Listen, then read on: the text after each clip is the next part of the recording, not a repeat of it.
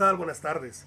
Esta es la tercera semana y vamos a trabajar acerca de un sermón bíblico. En este caso, el sermón bíblico puede ser, o es más bien un estudio bíblico, que nos va a dar la pauta para conocer un poco más acerca de lo que estamos leyendo.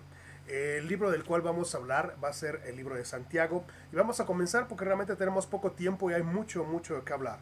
Vamos a empezar con algo muy sencillo. Definitivamente, ¿qué es esto que estamos hablando? ¿Qué es Santiago? Dice, esta carta está dirigida a los 12 tribus de la diáspora, prácticamente los mismos destinatarios de la primera de Pedro. En ambos casos, este autor se dirige a los que viven en la diáspora, es decir, fuera de Palestina. Pero como se dirige a los lectores cristianos, la palabra diáspora debe ser entendida metafóricamente como las 12 tribus de Israel. Estas 12 tribus de Israel designan a la Iglesia Universal, a la Iglesia Cristiana, que es el nuevo Israel, y es el verdadero sucesor del antiguo pueblo de Dios.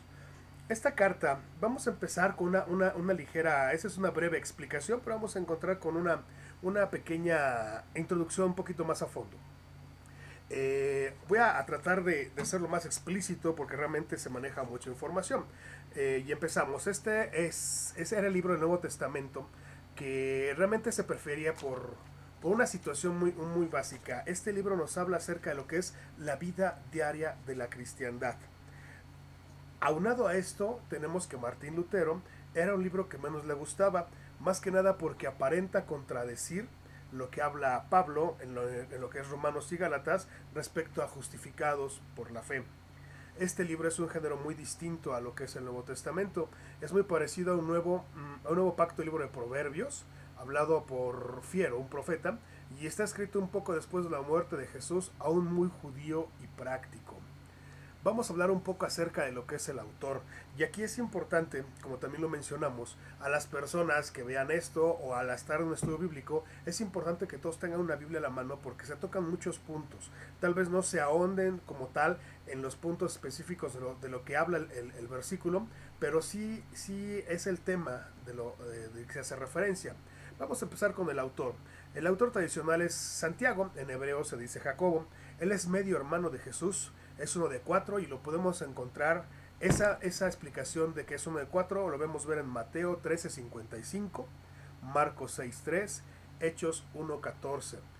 Son 4 diferentes formas en las cuales hablan de que él es un medio hermano de Jesús.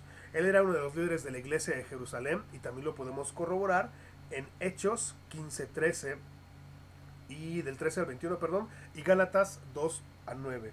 También él era llamado Santiago el Justo y luego apodado Rodillas de Camello porque constantemente él oraba de rodillas.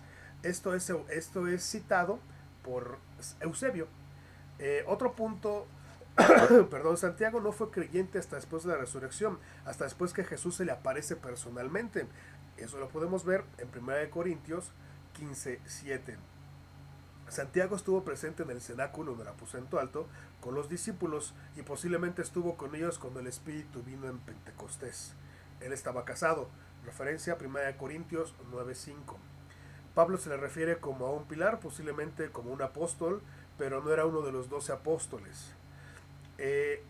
Hay un libro que se llama Antiquities of the Jews. Josefo asegura que fue lapidado en el 62 después de Cristo por órdenes de los saduceos del Sanedrín. Mientras otra tradición de escritores del siglo II señala que fue empujado por el borde de la pared del templo. Perdón por toser y no parar la cámara, pero no puedo tener continuidad. Por muchas generaciones después de la muerte de Jesús, un familiar de Jesús fue nombrado líder de la iglesia en Jerusalén. Otro punto acerca del autor es que hay un autor que se llama A.T. Robinson, afirma que la autoría de Santiago hay muchas pruebas, ya que esta epístola fue escrita por el autor de este discurso y lo podemos ver en Hechos 15 del 13 al 21. Hay muchas similitudes de pensamiento y estilo que son muy sutiles para una mera imitación. La misma similitud que aparece en estas epístolas de Santiago y la carta de Antioquía, probablemente también escrita por Santiago, y eso lo podemos ver en Hechos 15, del 23 al 29. Además, hay muchas aparentes reminiscencias del sermón del monte, en el cual Santiago presenció, o al menos escuchó la esencia del mismo. Existe la misma imaginería vívida de la epístola, que es una característica muy prominente de las enseñanzas de Jesús. Hay otros dos hombres también en el grupo apostólico llamado Santiago en el Nuevo Testamento. Sin embargo, Santiago, el hermano de Juan, fue muerto muy temprano en el año 44 después de Cristo por Herodes. El otro Santiago, el menos o el más joven, como se referencia en Marcos 15:40, nunca es mencionado fuera de las listas de los apóstoles y seguramente el autor de esta epístola es muy conocido o bien conocido. Existen tres teorías acerca de la relación de Santiago con Jesús. La primera, Jerónimo dice que Santiago era primo de Jesús. Él lo dedujo por la comparación entre Mateo 27:56 y Juan 19:25. La tradición romana católica asegura que Santiago era medio hermano de Jesús por el matrimonio previo de José. Hay comentarios en Mateo 13:55 y en Epifanio en un libro que se llama Héresis, que es el capítulo en la página 78. Tertuliano, él vivió del 160 al 220 después de Cristo, y él vivió, vivió 366 y 384 después de Cristo, y la mayoría de los protestantes aseveran que realmente era medio hermano de Jesús por José y María. Nuevamente, Marcos 6:31 y 1 de Corintios 9:5.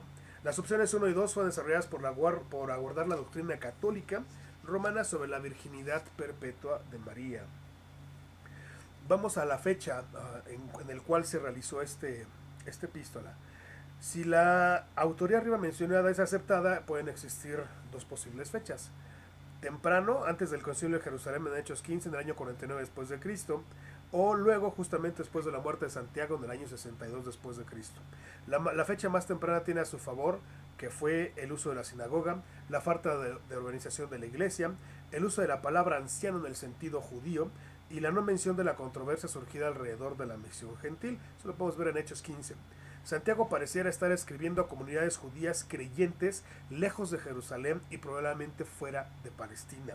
La fecha más reciente tiene a favor que existe una posible reacción de Santiago ante la carta de Pablo a los romanos y toma una posición opuesta para corregir el uso inapropiado de los herejes.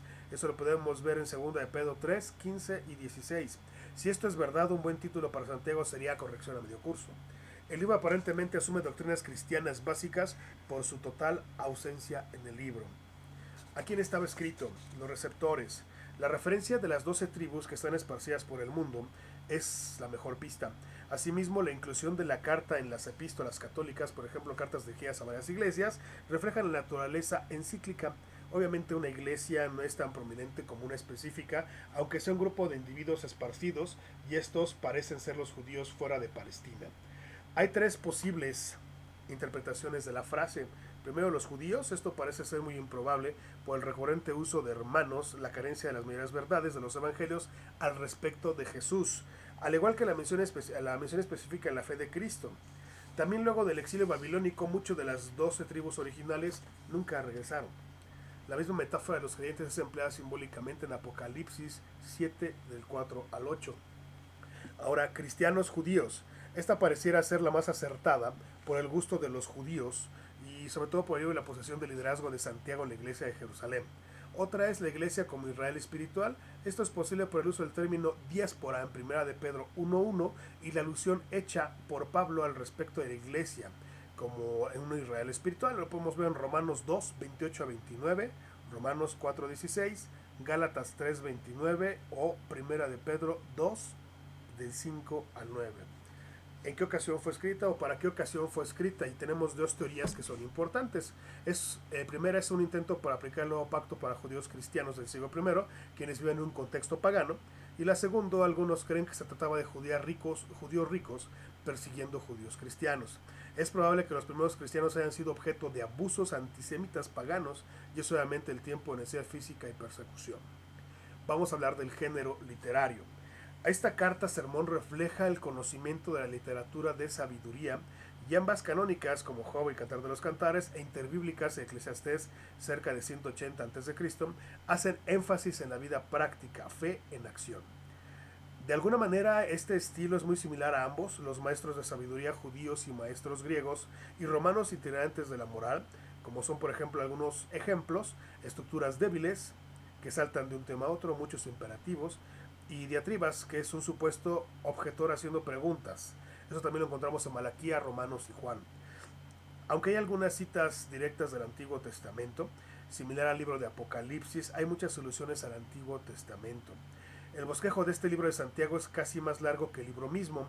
Esto refleja la técnica rabínica de saltar de un tema a otro para mantener la atención de la audiencia. Los rabinos le llamaban perlas en un cordel. Santiago parece ser una combinación literaria del Antiguo Testamento. Sabios, maestros de sabiduría y profetas similares a Amos y Jeremías.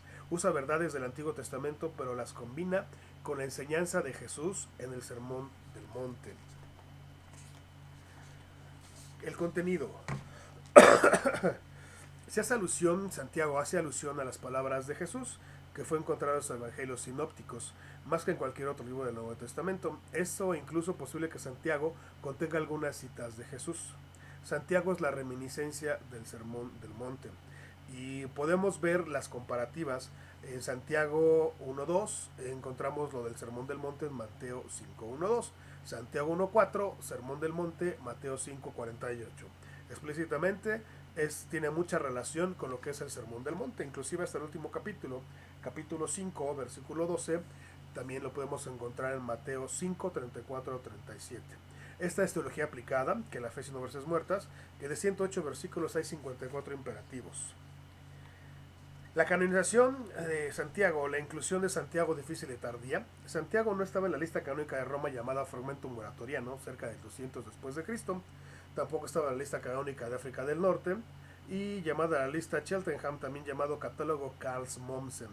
No estaba incluido en la versión del Antiguo Latín del Nuevo Testamento. No fue recibido por la Iglesia del Oeste sino hasta el siglo IV y no fue documentada en la Iglesia del Este hasta la revisión de la traducción siria del siglo V llamado Peshitta. Fue rechazado por Teodoro de Mopsuestia, que vivió de 392 al 428 después de Cristo, y el líder de esta escuela de interpretación bíblica de Antioquía, que rechazaba todas las epístolas eclesiásticas. La evidencia que tenemos acerca de la genuinidad del libro de Santiago es que, más bien de Santiago, primero fue aludido en los escritos de Clemente de Roma, y luego en el siglo II por Ignacio, Policarpo, Justin Martyr e Ireneo. Es aludido en los dos no canónicos pero populares escritos cristianos llamado Shepherd of Hermas del pastor de Hermas, que fue escrito cerca del 130 después de Cristo. El Origen y Juan de Damasco del este y Jerónimo y Agustín del oeste lograron la inclusión de este libro en el canon, por lo cual recibió un estatus canónico en el concilio de Hippo en el 393 después de Cristo. Cartago del 397 de Cristo y de nuevo en el año 497 después de Cristo. Para poder entenderlo y ya dando un aspecto un poco más conceptual de lo que es este libro, podemos hacer varios ciclos de lectura. Podemos empezar con un primer ciclo de lectura en el cual podemos leer el libro una sola vez, podemos determinar el tema central del libro completo en nuestras propias palabras para poder entenderlo. El segundo ciclo de lectura podemos entender el libro bíblico en una sola sesión, se bosquejan temas principales y se expresa el tema en una oración o frase. Por ejemplo, tema de la primera unidad literaria, tema de la segunda unidad literaria, tema de la tercera unidad literaria, etc. También es importante que en los estudios bíblicos podamos tener comparativas con otros libros. Me refiero a otras versiones bíblicas. Normalmente, y el más habitual que utilizamos es la Reina Valera 1960, que es una traducción que se utiliza en muchos lugares, pero tenemos otras traducciones como la Biblia de las Américas, Dios habla hoy, o la Biblia de Jerusalén. Inclusive tienen comparativas que se pueden entender bastante bien. Y para otro ciclo más, el ciclo tercero, para poder tener una mejor comprensión, podemos entender que la Biblia nos puede ser un poquito más, hablando ya un poco más específico y por un párrafo, segundo párrafo, tercer párrafo, ya habiendo empezado por uno general, por uno más específico temático y ahora vamos por párrafos. Eso nos va a dar un mejor entendimiento acerca de lo que es este libro. Podemos empezar a encontrar los temas, a determinar los temas y poder investigarlos. Siempre, como comento, es importante tener libros o versiones a la mano para poder hacer esas comparativas y poder entender el libro de Santiago. A final de cuentas, como lo mencioné en un principio, el libro de Santiago es básicamente lo que nos establece lo que es la vida diaria en la cristiandad. Perdón, son 5 capítulos que son accesibles, que son muy sencillos, y como inicio para un estudio bíblico es interesante conocerlo. Tal vez este libro previamente habría que entender un poco más acerca de los evangelios sinópticos para saber un poco de lo que se está hablando, pero realmente es un libro demasiado interesante. Muchísimas gracias.